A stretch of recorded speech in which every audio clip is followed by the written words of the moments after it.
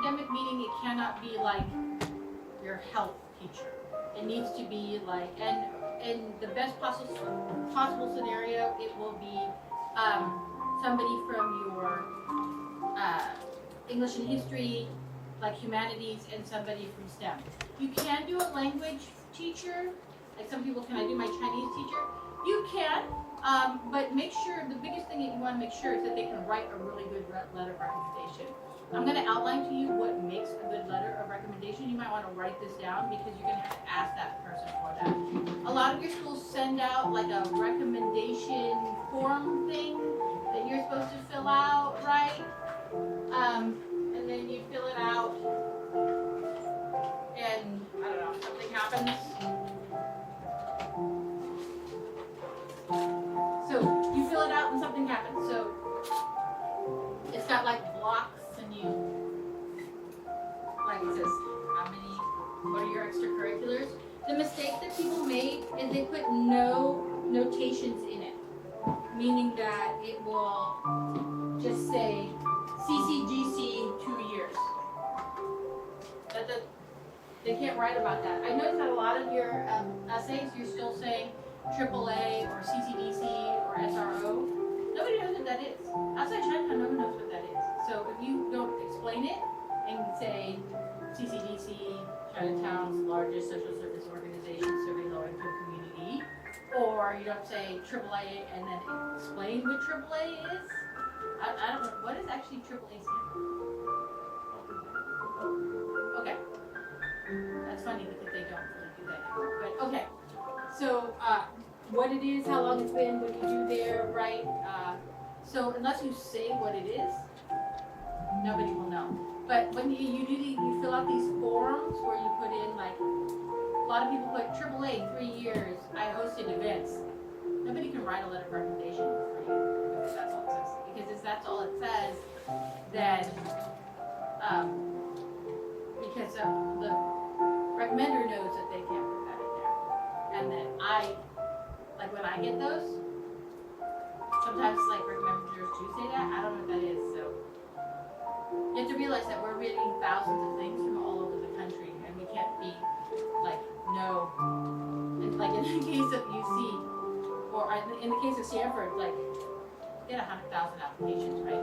We can't be expected to know every small service organization in every state, in every city, in every part of the nation. So when you write about, this is also what happens, like, remember the idea that Lowell, Stanford hates Lowell?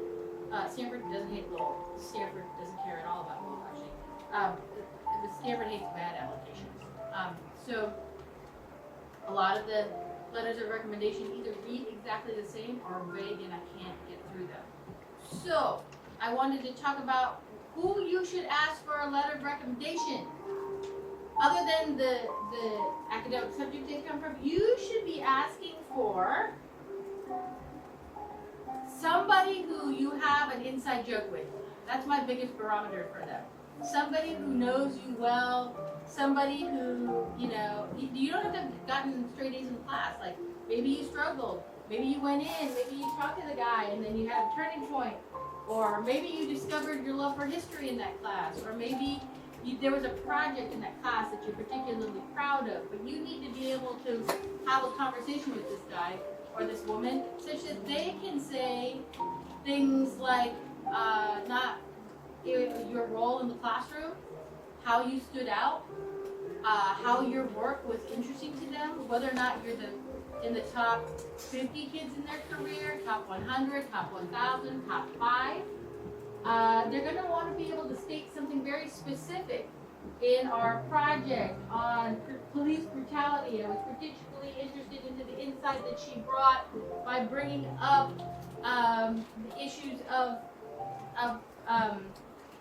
the history of slave catchers and the creation of policing across the nation. It showed a level of insight that was not introduced to the class that she brought to it and enriched her classrooms. That's the kind of stuff I'm looking for. I'm also looking for people who are nice. One of the things that they have to check off on is respect accorded by a faculty, which means that, do I just like this kid? Or is this a kid everybody's like, oh, I'm so excited, I got River in my class, he's awesome, or I got him last year, he's so great, make sure you da-da-da-da-da-da, right? So make sure you say hi, that's respect afforded by faculty. Then the other thing is they're gonna ask, the majority of the questions that are asked about you, for them to rate, have actually little to do with academics, it has to do with potential and intellectual curiosity. Remember I talked about intellectual curiosity? They will grade you on your intellectual curiosity. They will grade you on your attitude.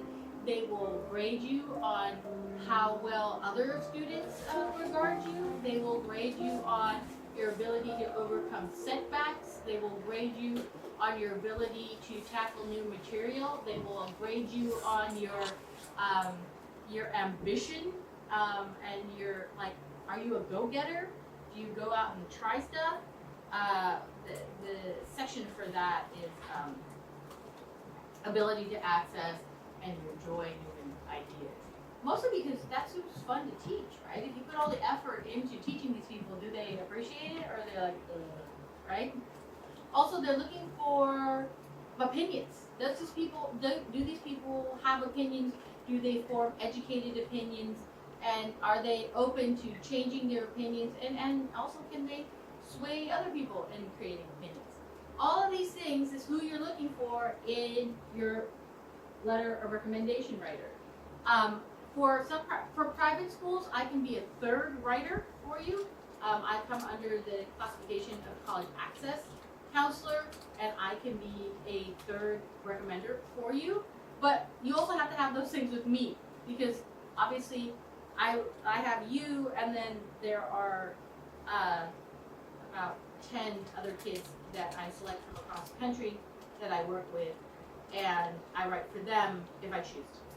I don't write for everybody, I choose for who I write for, and basically, you have to come to me and we sort of work out what you want to talk about. And then also, you will then contact your 2 academic writers, and then the 3 of us, your job is to sort of coordinate who says what, so the 3 letters lined up and show a beautiful picture of you. You're at a disadvantage. The private schools, the college counselors do this for the students. They actually choose who will, so it's like San Francisco University High School in Pacific Heights. At the beginning of the year, the college counselor meets with the entire faculty. They put up all the senior class on a spreadsheet, and they ask, everybody's on laptops, they ask them, like, who would you be willing to write for on a Google form, and then they see how many kids have teachers that are willing to write for them, and then the college counselor then decides who will write for which kids, so everybody has the right amount of writers. And then once the college counselor determines who the writers will be, then they actually write notes to one another, so they know how to make the 2 letters of recommendation sing with one another. Those teachers then submit those to the college counselor, who reads them both, who gives them back notes, and then perfects them so that every single kid at San Francisco University High School has their 2 letters of recommendation that work perfectly together in full form, full picture. So when I work with that school, they will then contact me, and then I will be in on that meeting with 3 teachers, and we will determine what we write about that kid. So those of you who do not go to private schools and do not have that privilege, you become the person who has to do that. So the way that you do this is through a cover letter, your significant challenge essay, and your resume. So you are going to say, hey, dear, who's your favorite teacher? Dear Mr. Johnson, also, don't just say, Mr. Johnson, can you write a letter of recommendation for me? Because then it's weird and awkward.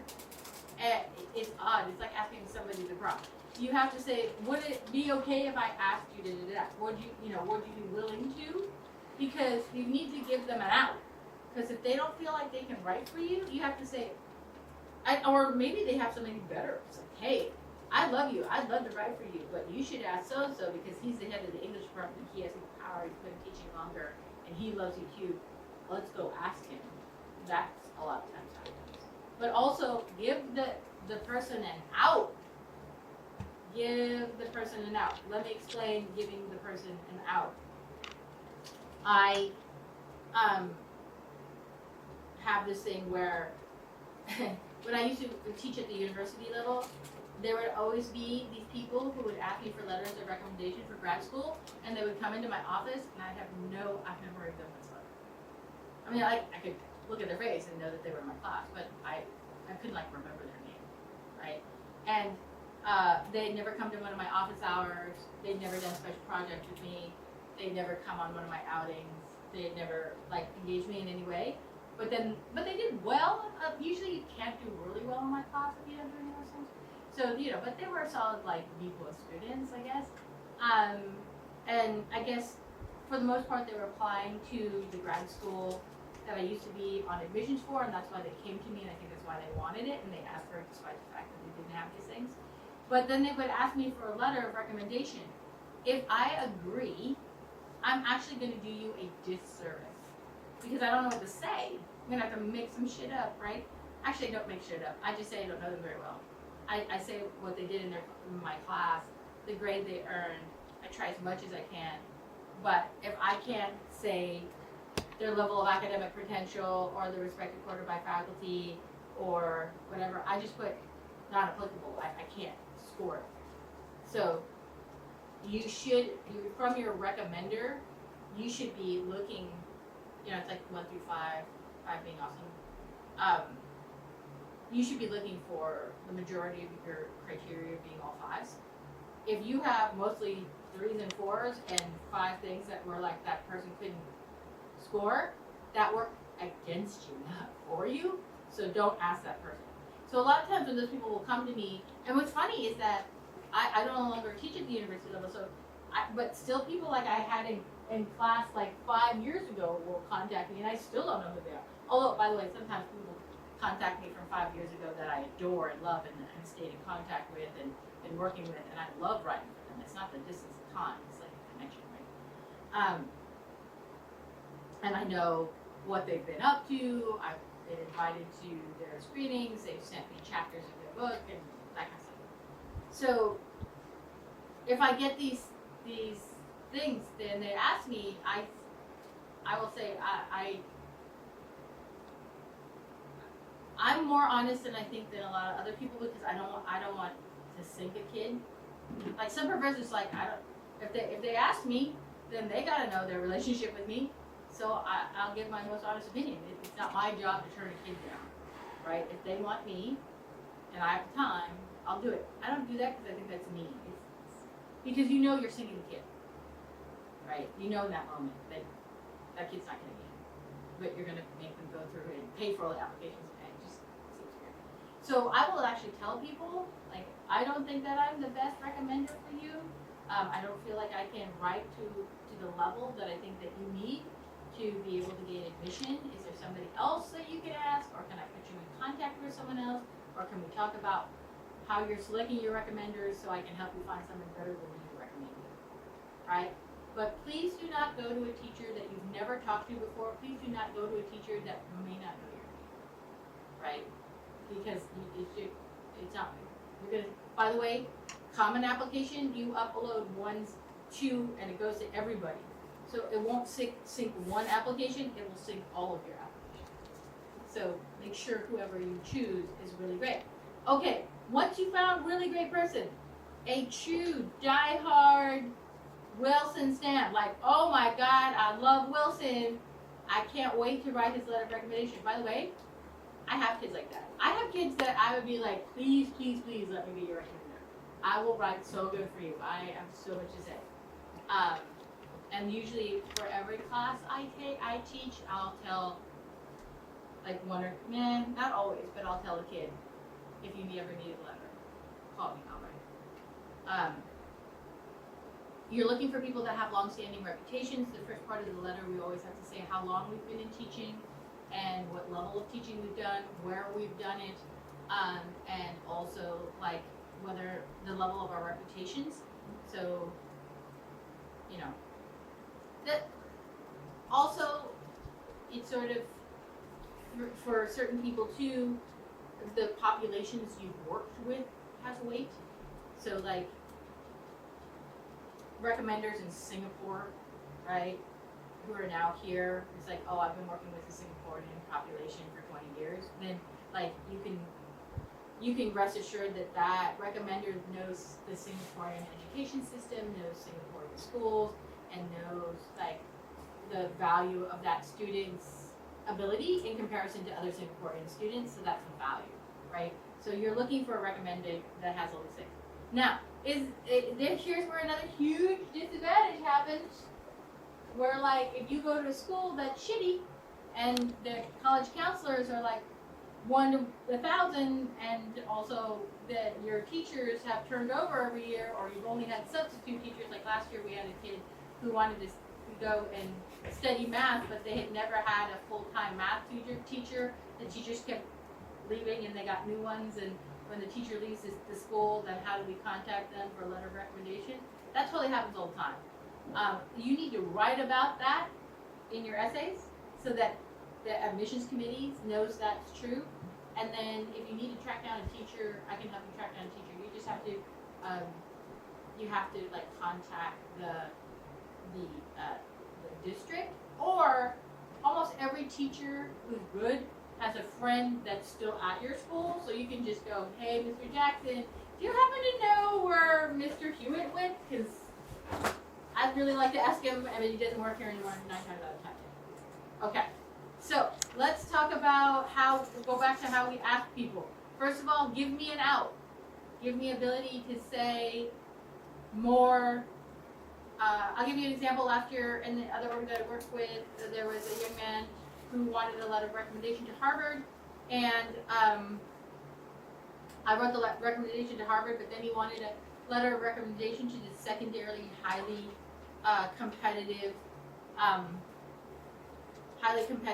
political science fellowship, and he asked me for a letter, and I was like, hey, Fayez, don't ask me. Let me get you in contact with Ace Smith, and he was the former chief of staff to Hillary Clinton, and he's currently the chief advisor to Kamala Harris. So, like, let's come meet me here, and I'll set up a lunch, and then you can talk to him.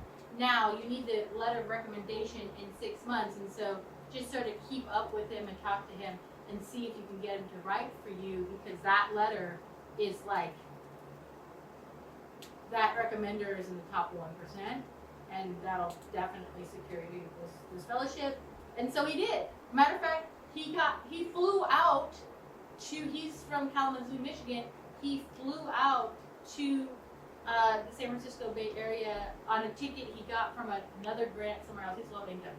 And he met in person, and then Ace just liked him so much, he's like, hey kid, do you want to follow me around for a day?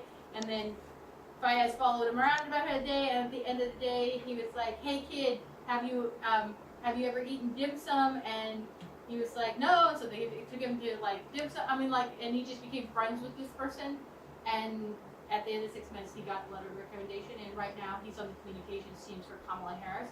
If you look at the Charlie XCX thing about between Kamala Harris and the back and forth with the lime green, that's Fayez. Okay, so, and now he gets to work on a historic women's presidential campaign. He's just a poor Muslim kid from Kalamazoo, Michigan. So, in that case, it's like, I know someone better, and I'll give you someone better. And this is what you call making champions.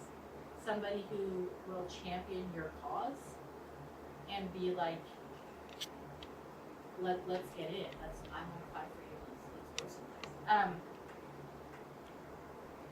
I think if in Wilson's case, Wilson finds a fan, he goes to his favorite teacher. He's like, will you do this? And the guy's, who's your favorite teacher? Mr. O'Connor. Mr. O'Connor's like, well, so I've been waiting for you to ask me, where are we going?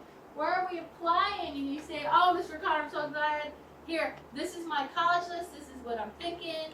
I'm going to send you, I worked early. I got a draft of my college essay.